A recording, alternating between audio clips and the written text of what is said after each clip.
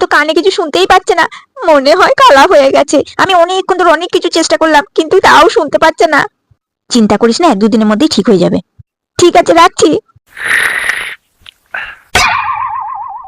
এই, যাও, রান্নাটা করে নাও। রান্না, যাও করে নাও। উফ, কি জ্বালা। এই, আমি রান্নাটা করে দিয়েছি, তুমি গিয়ে বাসনগুলো ধুয়ে নাও।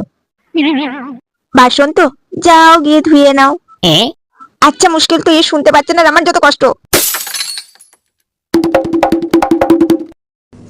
পাশের বাড়ির বৌদি ফোন করেছে।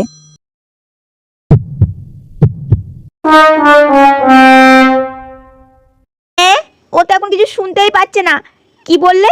ইম্পর্টেন্ট কথা ছিল, কিন্তু কি আর করবে, কথা তো শুনতে পাবে না। ও আগে ঠিক হোক, তারপর তুমি বলবে।